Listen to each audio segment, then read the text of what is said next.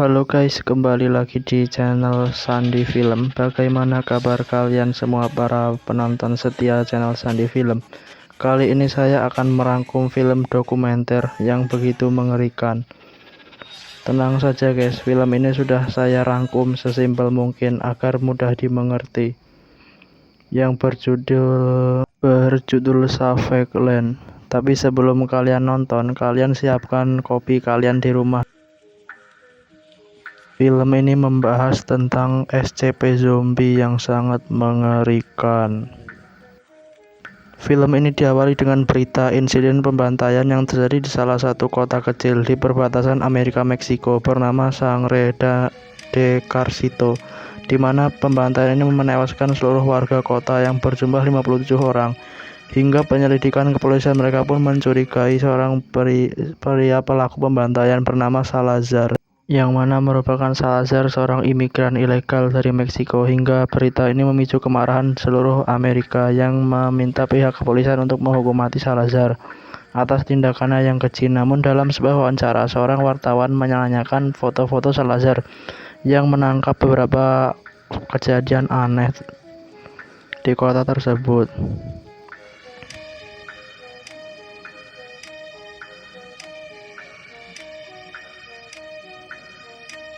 Menurut kalian, apa yang ada dalam foto-foto yang dipotret oleh Salazar? Foto yang dipotret oleh Salazar kemudian Sin beralih menyelidiki kota mati, dan setelah terjadi insiden pembantaian, pihak kepolisian langsung menutup kota tersebut untuk dilakukan penyelidikan lebih dalam. Tragedi ini merupakan salah satu kasus pembantaian paling mengerikan di Amerika, di mana pembantaian ini menewaskan seluruh populasi warga hanya dalam satu malam saja.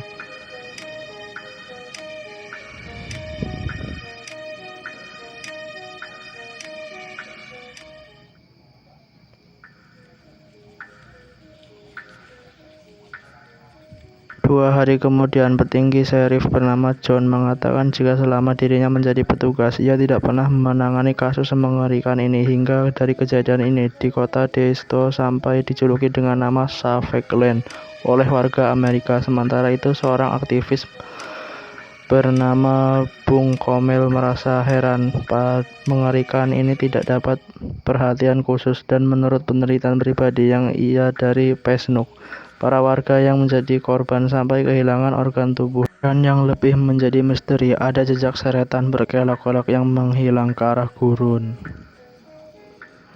Kembali kepada Salazar, dicurigai sebagai pelaku pembantaian, dan menurut keterangan Salazar tertangkap di perbatasan Meksiko dengan keadaan lusuh dan linglung sambil membawa sebuah kamera berisi foto-foto mengerikan.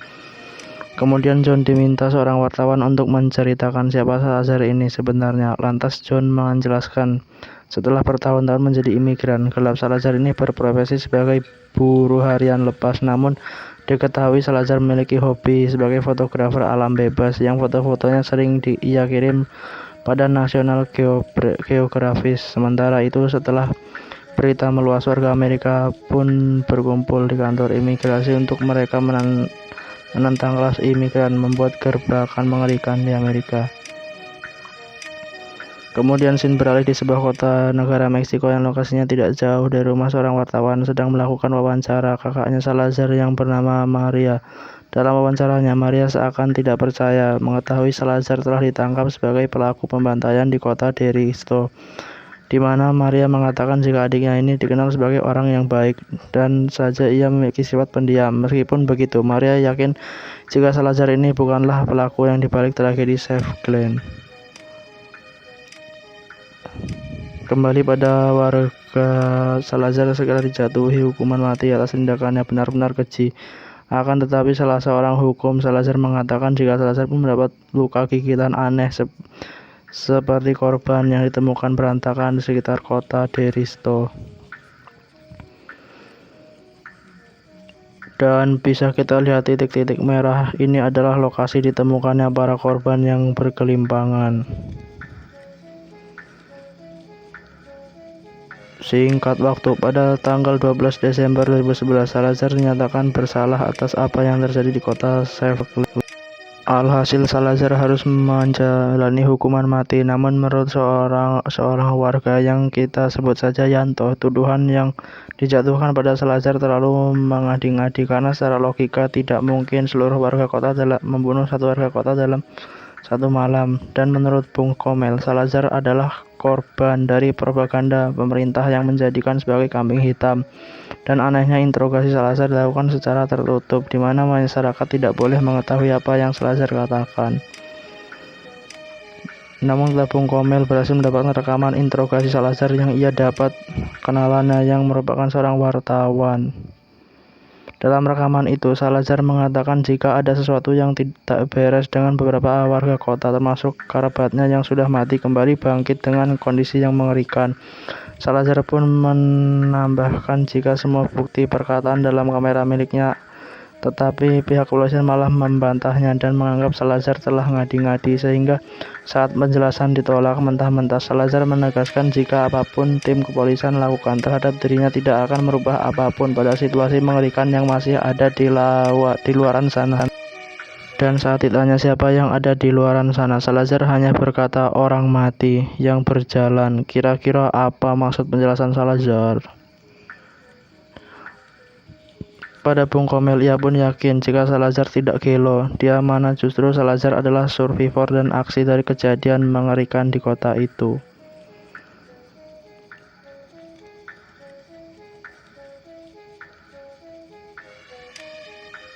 Kemudian Bung Komel mengatakan jika dirinya sempat dihubungi oleh seseorang sopir truk yang ketika ia menemukan Salazar di pinggir jalan, di mana si sopir bernama Mario menemukan kelise kodak foto yang dengan milik Salazar tertinggal di truknya.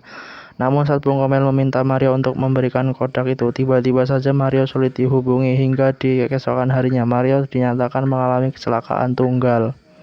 Aneh sekali bukan? Akan tetapi berkata koneksinya dengan ormas lembur, Bung Komel akhirnya mendapatkan kodak tersebut. Kalah bahkan menghadapi serangan wartawan dan keterangan Bung Komel, semua yang dikatakan oleh Salazar benar-benar terbukti dalam foto hasil jepretannya pada malam naas itu.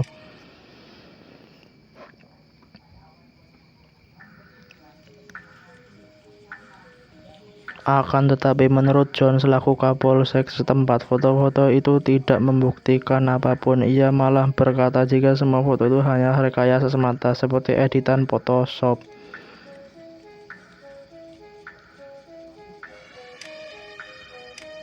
Oh my god, bisa kita lihat dalam foto itu terdapat sosok mengerikan dengan mata yang melotot di dalam semak-semak. Sepertinya John berusaha menutupi sesuatu berdasarkan pesan dari pemerintah setempat. Di saat itu pula fotografer sepuh bernama Len percaya jika foto tersebut benar-benar asli dan bukan rekayasa, karena tidak mungkin kelisa foto bisa diedit. Kembali pada Salazar, dalam interogasinya Salazar ditanya tentang orang pertama yang dia habisi itu. Lantas Salazar mengatakan jika pada saat dirinya menghabisi seorang remaja bernama Dani. Namun ia tahu meski tubuhnya Dani, tapi remaja itu bukanlah Dani yang ia kenal. Apalagi saat Dani mulai menyerangnya dengan sembakung. Alhasil Salazar terpaksa melakukannya dengan menghabisinya menggunakan gacuan batu.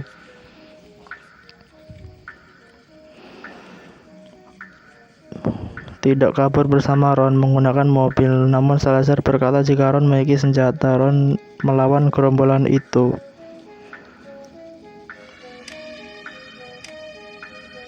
Kemudian Salazar berkata jika sempat memuat Retron yang sedang berusaha menghabisi gerombolan itu.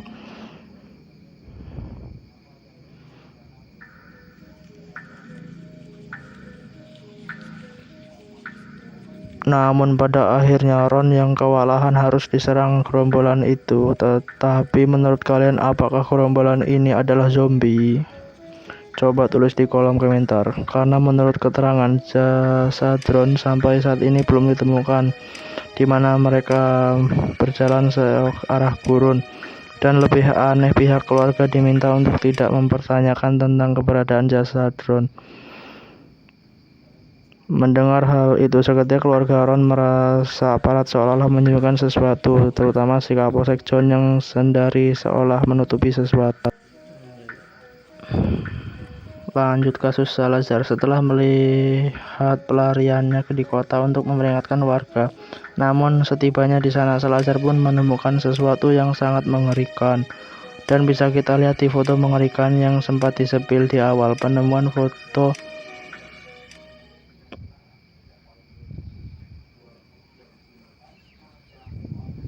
Kemudian Salazar mengatakan jika pada saat itu sangat mengerikan seperti di neraka, apalagi ia sempat melihat para warga saling menyakiti satu sama lain.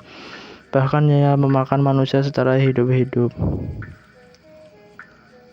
Dan menurut teori Carlos, Salazar berusaha orang yang terinfeksi dengan benda seadanya, akan tetapi John tetap bersikeras jika Salazar adalah pelaku di balik semua ini. Ia pun menganggap jika penjelasan tentang zombie itu hanyalah karangan untuk membela diri.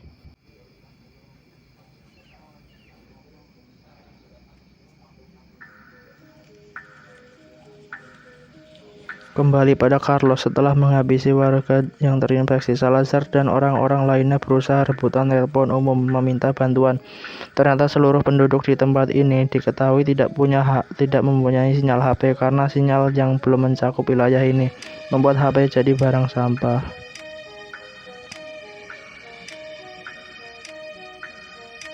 Setelah melewati pusat kota, Salazar pun tiba di menara air dan menurut keterangannya, banyak warga yang putus asa memilih untuk mendiskon umur daripada tubuhnya harus dimangsa secara hidup-hidup. Kemudian Salazar melanjutkan pelariannya pergi ke arah gereja untuk berlindung. Namun setibanya di sana, Salazar malah mendapati penampakan yang sangat mengerikan, di mana kawanan zombie ini mulai merengsek masuk ke dalam gereja dan menurut keterangan saat gerombolan itu menyerang, seorang sempat mengirimkan pesan suara sebagai bukti apa yang ia alami.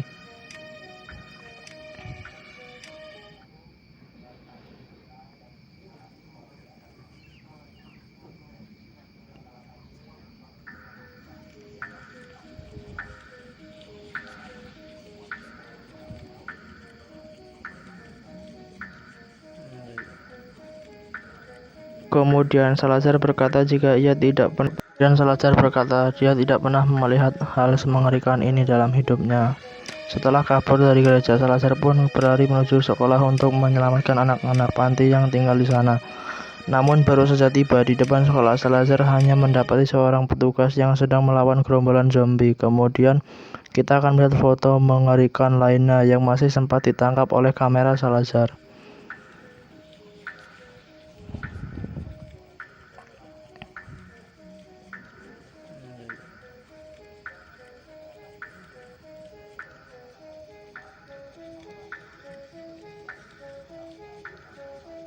Dan bisa kita lihat Salazar hampir gelo setelah mengalami kejadian tersebut.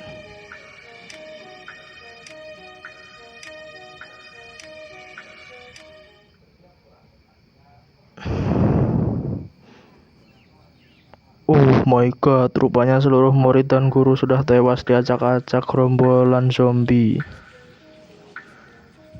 Di tengah kekalutan, Salazar berkata jika ketika itu ia berusaha mengecek belakang sekolah. Dan betapa syoknya Salazar saat ia melihat seorang bocil terjebak di kelas, di mana ia di belakangnya terdapat kawanan zombie yang berusaha memangsanya. Lantas ia berkata jika itu bisa ia lakukan hanyalah menakut-nakuti zombie dan menggunakan flash kameranya. Namun sialnya itu tidak semua berguna. Hingga dari kejadian itu, Salazar pun terluka setelah terkena gigitan zombie. Ia pun berkata jika dirinya hanya bisa memegangi tangan si bocil sambil berusaha menenangkan dengan nyanyian.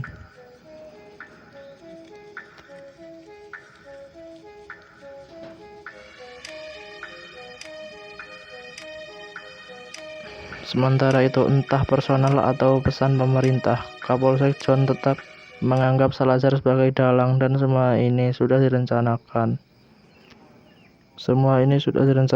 Persidangan dimulai. Kuasa hukum Salazar sempat melakukan banding karena kasus ini tidak masuk dalam logika, apalagi bukti foto Salazar bisa menjadi sebuah pertimbangan. Akan tetapi pengajuan tersebut langsung ditolak oleh hakim ketua yang tetap menjatuhi Salazar dengan hukuman mati. Hingga pada akhirnya Salazar harus menjalani eksekusi pada tanggal 3 Februari 2013 setelah jasad Salazar dimakamkan di wilayah Arizona. Jelas saja hal itu membuat Bung Komel kecewa, terlebih hakim seolah-olah menutup bukti yang kuat. Harusnya bisa digali lebih dalam lagi, dan yang lebih menjengkelkan, pihak pengadilan tidak mempercayai hal tersebut, malah memusnahkan foto-foto yang dipotret oleh Salazar. Hingga dari keputusan tersebut, segelintir aktivis yang mengetahui kasus ini merasa aneh dengan keputusan hakim dan kepolisian, karena terlihat jelas foto-foto tersebut menunjukkan jika kota Deristo kemungkinan besar telah diserang oleh kawanan zombie yang bisa saja merupakan praktik senjata biologis dari pemerintah. Salazar dalam kaburan, namun pemerintah tetap memberikan pesan jika Salazar hilang akibat dimaling kelompok misterius.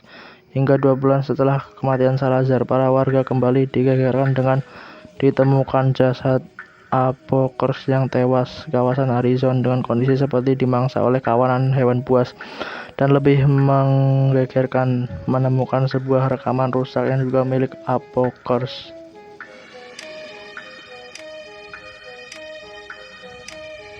Takutnya.